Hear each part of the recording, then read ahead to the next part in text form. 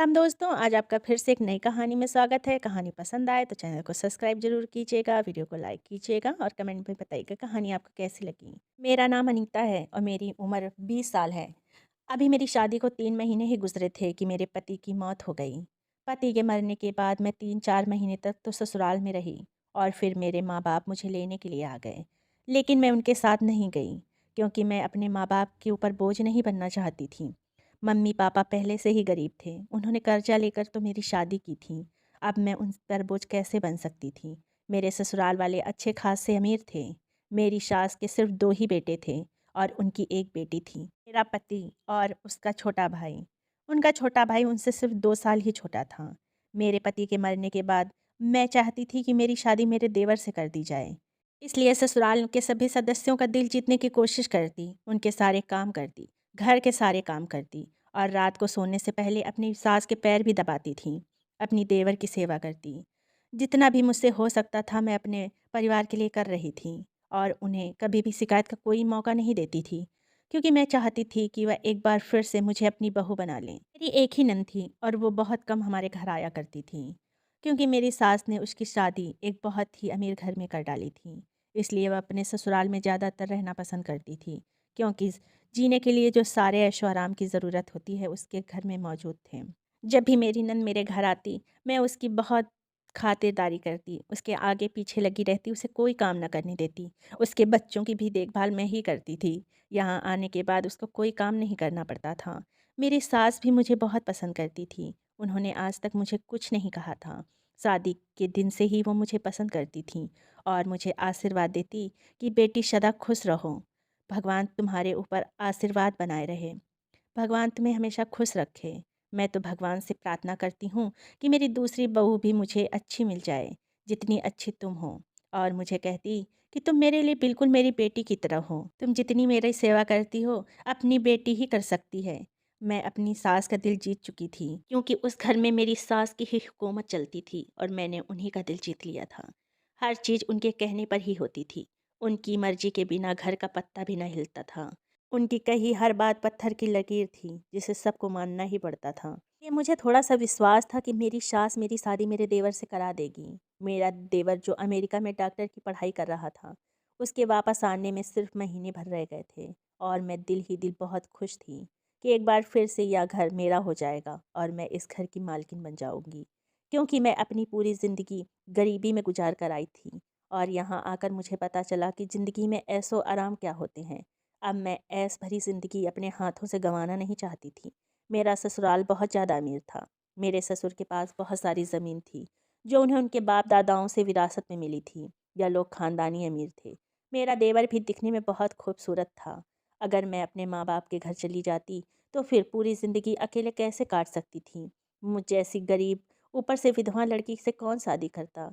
इसलिए मैं पूरी कोशिश करती थी कि मेरी शादी मेरी सास अपने दूसरे बेटे से करा दे। मेरी भी क्या किस्मत थी। जब मेरी शादी हुई थी तो मैं बहुत खुश थी कि मेरी शादी एक पैसे वाले घर में हो रही है। अब तक मैं जिस चीज़ के लिए तरस रही थी, अब मुझे तरस कर ज़िंदगी नहीं गुजारनी पड़ेगी। जो चाहूँ कि वो खा सकती हूँ, जो चाहूँ पहन सकती हूँ। लेकिन भगवान ने मेरी यह खुशी भी 3 महीने के अंदर ही छीन ली। 3 महीने में विधवा हो गई थी मैं। मैं चाहती थी कि देवर से शादी हो जाए और मैं इसी घर में रह जाऊँ। मैं उस पूरे घर की मालकिन बनना चाहती थी और यह तभी हो सकता था जब मेरा देवर मुझसे शादी कर लेता। मेरी सास मेरी देवर से बहुत प्यार करती थी और उनकी बातें भी मान जाती थी। किसी भी बात की सलाह व मशवरा भी वो उन्हीं से करती थी। इसीलिए मैं सोच रही थी कि उससे मेरी शादी हो जाए। मेरे पति बचपन से ही बीमार रहे थे, उनका शरीर कमज़ोर था। वो किसी बीमारी से ग्रस्त थे, इसलिए उनका सांवला सा दुबला पतला शरीर। इसीलिए तो उन्होंने मुझ जैसे गरीब से अपने बेटे की शादी करवाई थी। नहीं, वो जितने अमीर थे, वो मुझसे कभी शादी नहीं करवाते। लेकिन मुझे अपने पति से बहुत प्यार मिला। वो मुझे बहुत प्यार करते थे। मैं उनके साथ बहुत खुश भी थी। लेकिन भगवान को यहाँ भी मेरे ऊपर तरस ना आया और उन्होंने मात्र 3 महीने में मेरे पति को मुझसे छीन लिया। मेरे पापा बेशक गरीब थे, लेकिन अगर मेरे पति की बीमारी के बारे में उन्हें पहले से पता चल जाता, तो मेरी शादी कभी भी इस घर में नहीं करते। मेरे पापा को इस बात की बिल्कुल भी जानकारी नहीं थी, इसलिए मेरी सास ने मेरे पापा से ये रिश्ता मांग लिया था और इस तरह से मैं इस घर की बहू बनकर आ गई थी। पर होनी को कौन टाल सकता था। मेरी शादी को अभी 3 महीने ही तो हुए थे कि मेरे पति की तबीयत अचानक से ख़राब हो गई। मेरी सास ने मेरे पति के इलाज पर पैसा पानी की तरह बहाया था और उनको दूसरे देश इलाज के लिए भी भेजना चाहती थी। लेकिन अब उनके पास ज़्यादा समय नहीं बचा था कि वह दूसरे देश पहुंच सकें और इलाज करवा सकें। उन्होंने कुछ ही दिनों में दम तोड़ दिया था। मैं अपने ससुराल में ही बनी रही। समय कटता गया और 1 साल बीत गया। मैं सोच रही थी कब मेरी सास इस विषय में बात करें। लेकिन जब मेरी सास ने एक दिन कहा कि मैं अपने छोटे बेटे के लिए एक लड़की ढूंढ रही हूँ, अब मैं उसकी शादी करना चाहती हूँ। मैं दिल ही दिल यह सोच रही थी कि मैं जो दिन रात उनके आगे नौकरानी बनी रहती हूँ, उनकी सेवा करती रहती हूँ, तो शायद मेरी सेवा से खुश होकर मेरी सास मुझे अपने छोटे बेटे की बहू बना दें। लेकिन मेरी सारी मेहनत और उम्मीद पर पानी फिर गया। ऐसा मैंने कभी नहीं सोचा था। मैं यह हरगिज़ नहीं होने देना चाहती थी। एक दिन मैं और मेरी सास एक बहुत पहुँचे हुए बाबा के पास गए और उनका आशीर्वाद लिया। हम जैसे ही वहाँ पहुँचे तो वहाँ पर एक नौजवान लड़की भिखारियों की लाइन में बैठी हुई थी, जो कि अंधी थी। उसे देखकर मेरी सास को शायद उस पर दया आ गई थी और इसलिए उसके पास जाकर बैठ गई और पूछने लगी, क्यों बेटी, क्या तुम्हारे साथ कोई हादसा हो गया? तुम यहाँ क्या कर रही हो और तुम कहाँ रहती हो? मेरी सास इस तरह की बातें कर रही थी उसके साथ जैसे वह उसको बहुत पहले से जानती हूँ। मैं इस बात से हैरान हो रही थी कि मेरी सास एक भिखारिन के साथ कैसे जाकर बैठ गईं और वह किस तरह उसे जानती हैं। मेरी सास उसे देखकर उससे माफ़ी भी मांग रही थी। उससे कह रही थी कि बेटा मुझे माफ़ कर दो, तुम मेरे साथ मेरे घर चलो। वह अंधी लड़की बहुत ही गुस्से में लग रही थी। वह मेरी सास से कहने लगी, मैं आपके साथ कभी नहीं जाऊंगी। मेरी इस हालत की जिम्मेदार भी तो आप ही हैं, इसलिए मैं आपको कभी नहीं माफ़ कर सकती। मेरी सास अब रो रो कर उससे माफ़ी मांग रही थी और उसको यह भी कह रही थी कि जैसा तुम चाहती हो अब बिल्कुल वैसा ही होगा। तुम्हारे दिल की इच्छा, तुम्हारी तमन्ना, तुम्हारी हर खुशी का ध्यान मैं रखूंगी। बस सिर्फ एक बार मेरे साथ चलो। मेरी सास अंधी भिखारन को अपने साथ ले आई। मैंने जब मम्मी से सवाल किया कि मम्मी, आप इसे अपने घर क्यों ले आईं? आखिर वह लड़की है कौन? तो मेरी सास ने मुझे सिर्फ इतना ही बताया कि मैं इसकी शादी अपने छोटे बेटे से करूंगी। इतना सुनते ही मेरे कानों में जैसे खौलता हुआ लावा डाल दिया हो किसी ने। मैंने तो सपने में भी नहीं सोचा था कि ऐसा कुछ हो सकता है। मेरे सारे सपने चकनाचूर होते नजर आ रहे थे। मेरी सास ने मुझे यह बात बताकर मुझे चुप रहने का इशारा कर दिया कि अब आगे मुझे कोई सवाल जवाब नहीं करना। मुझे अपनी सास की यह बात सुनकर बहुत ज़्यादा गुस्सा आया कि ये एक अंधी भिखारन लड़की से अपने डॉक्टर बेटे की शादी कैसे कर सकती हैं। और मुझे यह भी लग रहा था कि मेरा देवर तो उसे देखकर ही ठुकरा देगा, क्योंकि वह अमेरिका में रहता है और उसकी पसंद भी बहुत हाई फाई होगी। और यह भिखारन उसको कहाँ से पसंद आएगी? बिल्कुल नहीं पसंद आएगी। वो एक अंधी भिखारन से शादी कभी नहीं कर सकता। कुछ दिनों बाद मेरा देवर भी वापस आ गया। मेरी सास ने शादी की तैयारी शुरू कर दी। वो अंधी अब हमारे घर में ही रह रही थी। मेरी सास ने उसे एक अलग कमरा दे रखा था। वह हम लोगों से कम ही बात करती, ज़्यादातर अपने कमरे में ही रहती। मेरी सास उसके कमरे तक खाना पहुंचा देती थी। मेरी सास ने मेरे देवर से शादी के बारे में बात की। मेरा देवर भी शादी के लिए खुशी खुशी राजी हो गया। अब मैं और ज़्यादा हैरान थी कि भला शादी के लिए इतनी जल्दी कैसे तैयार हो गया। मुझे लगा कि शायद सास ने ये नहीं बताया होगा कि वो जो लड़की तुम्हारे लिए पसंद की है वो एक अंधी लड़की है। मैंने बहुत कोशिश की अपने देवर को किसी तरह यह बात बता दूं कि तुम्हारी माँ ने तुम्हारे लिए एक अंधी भिखारन लड़की चुनी है। मैं चाह कर भी अपने देवर से यह बात नहीं बता पा रही थी। एक दिन मुझे मौका मिल गया और मैंने अपने देवर को भड़काने की पूरी कोशिश की। मैंने कहा, प्रदीप, तुम्हारी माँ ने तुम्हारे साथ धोखा किया है। तुम्हारी शादी एक अंधी लड़की से करा देना चाहती हैं।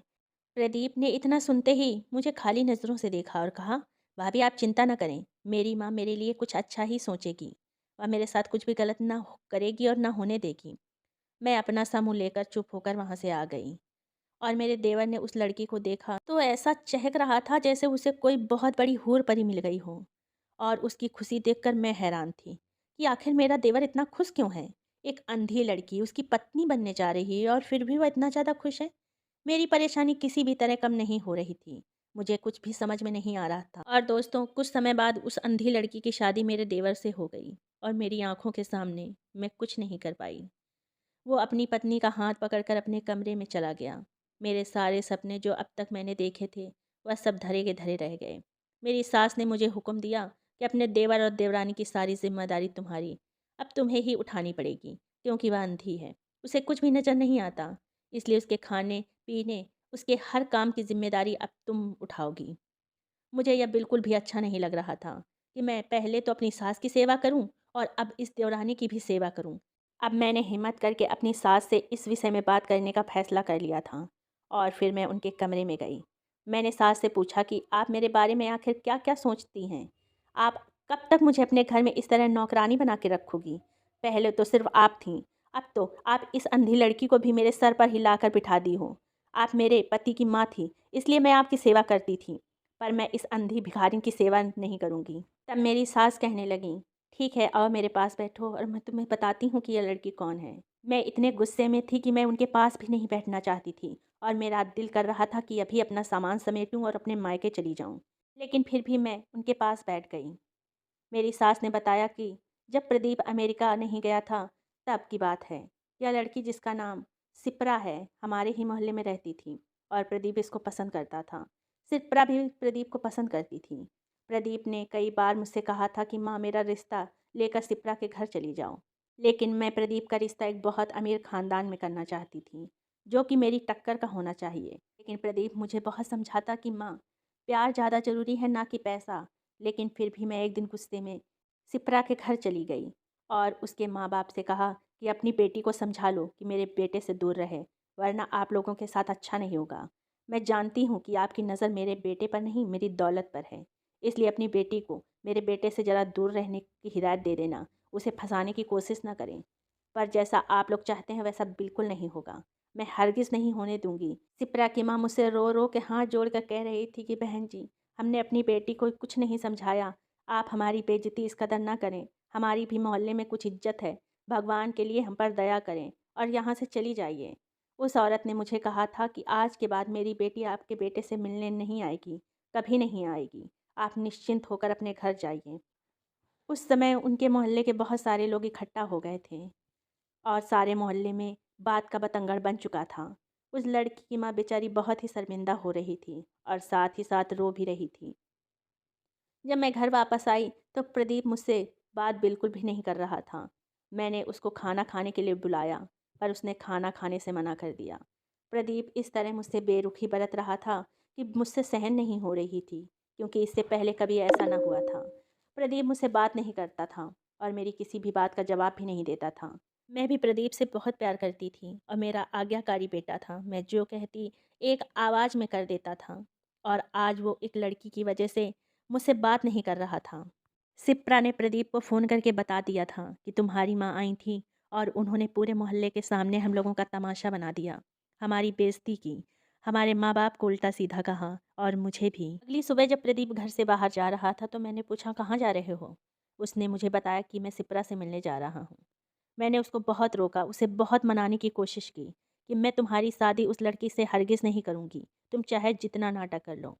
प्रदीप मेरी बातों को अनसुना करके वहाँ से चला गया और उसने किसी भी बात का कोई जवाब नहीं दिया। शाम को जब वो वापस आया तो अपने कमरे में चिल्ला-चिल्ला कर रो रहा था। उसने अपने कमरे को अंदर से बंद कर लिया, पूरे कमरे के सारे सामान तोड़ डाले। ऐसा लग रहा था जैसे उसको पागलपन के दौरे पड़ रहे हों। मैं दरवाज़ा खटखटाती रही, लेकिन उसने जवाब नहीं दिया। मैं बहुत परेशान हो रही थी। मेरा एक बेटा तो बीमार रहता था, अब छोटे बेटे को मैं खो नहीं सकती थी। मैं कैसे भी करके उस लड़की के परिवार को इस शहर से निकाल देना चाहती थी, क्योंकि मुझे लगता कि जब ये लड़की इस शहर में ही नहीं रहेगी, तो प्रदीप इससे कैसे मिल पाएगा और धीरे-धीरे इन दोनों का प्यार भी ख़त्म हो जाएगा। प्रदीप ने उस दिन अपने आप को कमरे में बंद रखा था। मैं फिर से उस लड़की के घर चली गई। मैं उस लड़की के माँ-बाप को कहने लगी कि आप लोग इस शहर से कहीं दूर चले जाइए। उसके बदले मैं आप लोगों को जितने पैसे चाहिए दे दूँगी। बस अपनी बेटी को समझाओ कि मेरे बेटे की ज़िंदगी से दूर चली जाए, उसका पीछा छोड़ दे, क्योंकि इसी ने फ़ोन करके उसे उल्टा-सीधा बताया है। तभी शिप्रा कमरे से निकलकर बाहर आ गई और कहने लगी, आप बेफ़िक्र हो जाइए, मैं आपके बेटे से कभी नहीं मिलूँगी। शिप्रा ने मुझे बताया आज भी वह मुझसे मिलने आया था, लेकिन मैंने उसको वापस भेज दिया और उसके साथ अपना रिश्ता हमेशा-हमेशा के लिए ख़त्म कर लिया है। शिप्रा ने मुझसे कहा कि हमें आपके पैसों की कोई ज़रूरत नहीं। हम तो पहले ही सोच चुके थे कि हम यह शहर छोड़कर आज रात को ही चले जाएँगे। आपकी बहुत बड़ी कृपा होगी कि आप अपने बेटे को समझाएँ कि वह हमारा पीछा ना करें और हमें सुकून की ज़िंदगी जीने दें। आपका बेटा ही मेरे पीछे पड़ा था, मैं नहीं। वह तो हमेशा से ही मुझसे कहता था कि मैं शादी करूँगा तो सिर्फ़ तुमसे ही करूँगा। पर मैंने उससे कह दिया था कि मैं तुमसे शादी नहीं करूँगी, क्योंकि आपको तो अपना पैसा, अपनी मान मर्यादा, अपनी इज़्ज़त और इज़्ज़त प्यारी है। अपने बेटे से कुछ लेना-देना नहीं है आपको। और मैं जितना भी उससे दूर जाने की कोशिश करती हूँ, प्रदीप उतना ही मेरे पास आने की कोशिश करता है। फिर मेरी यहाँ गलती कैसे हुई? मैं भी धीरे-धीरे उसके प्यार में पड़ती चली गई, बस मेरी गलती यही है। प्रदीप ने मुझे समझाया था कि मैं अपनी माँ को मना लूँगा। तुम बिल्कुल भी चिंता मत करो, मेरी माँ मुझसे बहुत प्यार करती है और मेरी खुशियों का ख़्याल रखेगी। लेकिन आपको तो सिर्फ़ अपनी दौलत से मतलब है। तब मैंने सिप्रा से कहा, तुम्हें ज़्यादा ज्ञान देने की ज़रूरत नहीं है, जितनी जल्दी हो इस शहर को छोड़कर निकल जाओ। ऐसा कहकर मैं घर से वापस आ गई, तो प्रदीप की हालत बिगड़ चुकी थी। मैंने यह सोचा था कि बस सिर्फ कुछ दिनों की बात है, धीरे धीरे खुद ही ठीक हो जाएगा और सिप्रा को भूल जाएगा, पर ऐसा हुआ नहीं। प्रदीप की तबीयत दिन ब दिन बिगड़ती जा रही थी। उसने खाना पीना छोड़ दिया था और फिर एक दिन प्रदीप बेहोश होकर गिर गया और बेहोशी की आलम में बस शिप्रा शिप्रा कहकर पुकार रहा था। उस दिन मुझे एहसास हुआ कि काश मैं सिप्रा के साथ उसकी शादी करा देती, तो शायद आज मेरे बेटे की यह हालत न होती। जब प्रदीप को थोड़ा सा होश आया, उस दिन मुझे रो रो कर कह रहा था कि मम्मी, मुझे सिप्रा के पास जाना है। भगवान के लिए मुझे सिप्रा से एक बार मिलवा दो, सिर्फ एक बार मुझे उसकी शक्ल दिखा दो। मैं उसके बिना मर जाऊंगा। मैं उससे मिलने की कोशिश करता रहूंगा मरते दम तक, लेकिन वह मुझे खुद ही मिलना नहीं चाहती। मैं उससे मिलने गया था, पर उसने मुझसे सारे रिश्ते ख़त्म कर लिए हैं और पता नहीं मुझे छोड़कर कहाँ चली गई है।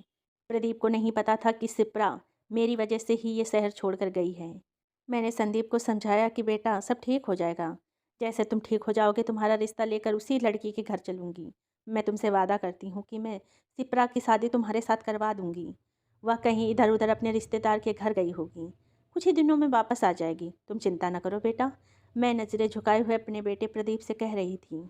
इतना सुनते ही प्रदीप थोड़ा खुश हो गया और फिर कुछ ही दिनों में वह ठीक भी हो गया। और जब हम लोग घर वापस आए तो एक दिन प्रदीप सिप्रा से मिलने गया, लेकिन वह बहुत ही मायूस होकर वहाँ से वापस आया। प्रदीप ने मुझे बताया कि मम्मी, अब तो आप भी मान गई थी, लेकिन शादी के लिए सिप्रा राज़ी नहीं हो रही है। फिर पता नहीं क्यों सिप्रा और उसके घर वाले यह शहर छोड़कर कहीं चले गए और उनका नंबर भी बन जा रहा है। मैं उनको कहाँ तलाश करूँगा? मेरी सिप्रा मुझे कैसे मिलेगी? मैंने मोहल्ले वालों से भी पूछा, तो किसी को भी उसके बारे में कुछ पता नहीं है। सभी कह रहे हैं कि वो शहर छोड़ के चले गए हैं। जानती तो मैं भी नहीं थी कि वो लोग आखिर कहाँ गए हैं। प्रदीप ने पूरे 6 महीने शिप्रा को ढूंढा, पर वह उसको कहीं नहीं ढूंढ पाया। आखिर मायूस होकर प्रदीप को यह बात स्वीकार करनी पड़ी कि अब शिप्रा उसको कभी नहीं मिलेगी और फिर उसने यह फैसला किया कि वह देश छोड़कर चला जाएगा और कभी भी वापस नहीं आएगा। प्रदीप का यह फैसला सुनकर मैं बहुत दुखी हो गई थी और अपने किए पर पछता भी रही थी कि मैंने आखिर ऐसा क्यों किया। अपने ही बेटी की खुशियों में आग लगा दी। मैंने उसे बहुत समझाने की कोशिश की कि बेटा, मुझे अकेला छोड़कर मत जाओ, तेरे भाई की भी तबीयत खराब रहती है। लेकिन उसने कहा कि माँ, मैं सिप्रा के बिना नहीं जी सकता और यहाँ रहूँगा तो मुझे उसकी याद आएगी, इसलिए मैं देश छोड़ के जा रहा हूँ। और प्रदीप बहुत रो रहा था। यह सब मेरे कारण हुआ था। मैं बहुत पछता रही थी कि अपनी जिद की में आकर अपने बेटे की खुशियाँ बर्बाद कर दी। अगर मैं उसकी शादी सिप्रा से करा देती तो आज वह कितना खुश होता। अपने बेटे की हालत की जिम्मेदार मैं खुद थी। मेरी वजह से उसकी आंखों में इतने आंसू आ रहे थे और वो इतना तड़प रहा था। और फिर उसके बाद प्रदीप अमेरिका चला गया, लेकिन मैंने सिप्रा की तलाश जारी रखी।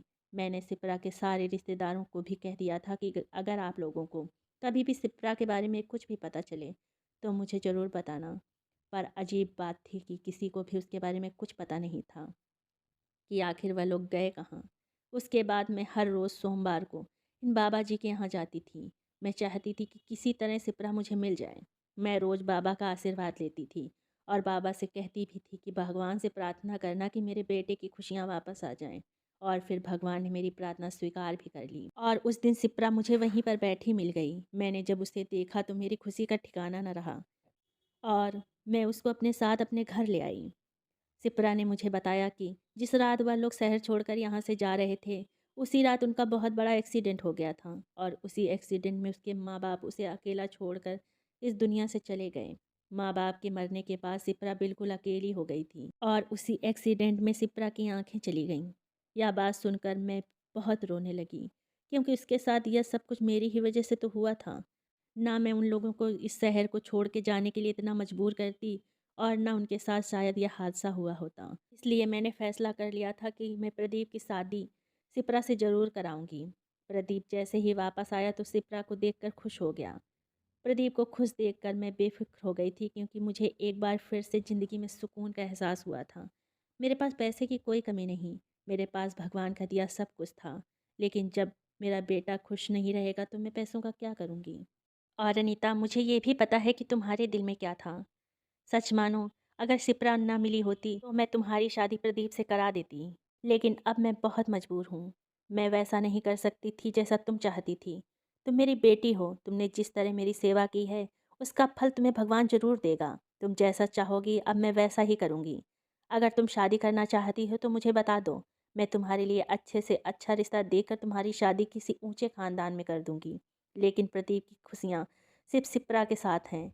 वह तुम्हारे साथ कभी खुश नहीं रह पाता, और इसलिए तुम भी उसके साथ कभी खुश नहीं रह पाती। मेरे पास जितनी भी दौलत है, अपनी आधी दौलत मैं तुम्हारे नाम कर दूंगी। आधा हिस्सा तुम्हारा होगा और आधा हिस्सा प्रदीप का।